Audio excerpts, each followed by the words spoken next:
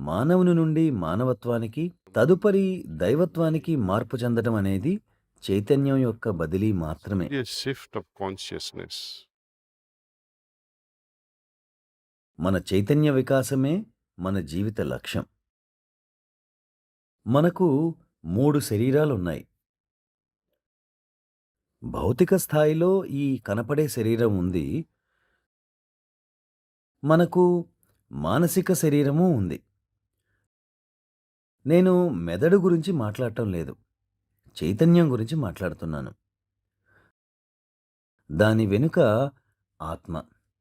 దాన్నే జీవశక్తి లేదా లైఫ్ ఫోర్స్ అనే పదాన్ని ఉపయోగించవచ్చు. It is there within us. అది మన లోపల ఉంది. ఈ జీవశక్తి మనలో పుట్టుక నుండి మనం చివరి శ్వాస వదిలే వరకు ఉంటుంది. There is no question about it.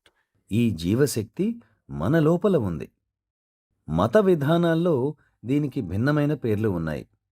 భారతదేశంలో ఆత్మ అంటాం. ఇంగ్లీష్లో సోల్ అంటారు. వివిధ సంస్కృతుల వారు వారికి పరిచితమైన పదాలతో పిలుస్తారు. ఈ 3 శరీరాల్లో పరిణామం చెందేది ఏది? They say the life force is pure. జీవశక్తి శుద్ధమైనది, దైవికమైనది, అనంతమైనది. అనంతమైనది ఎలా పరిణామం చెందుతుంది? అదే అంతిమమైనది కదా! సంపూర్ణత్వం, పరమ శుద్ధతత్వం ఎలా మార్పు చెందగలదు? మీరు దానికి ఇంకా ఏమి పవిత్రతను కలపగలరు?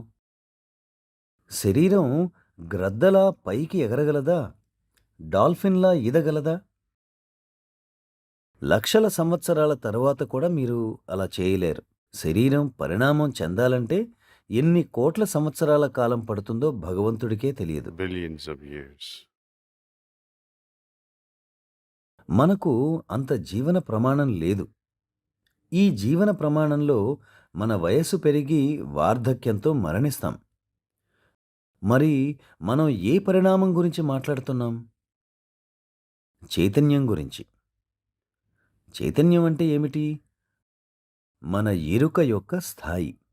దాన్నే డిగ్రీ ఆఫ్ అవేర్నెస్ అని నిర్వచిస్తారు.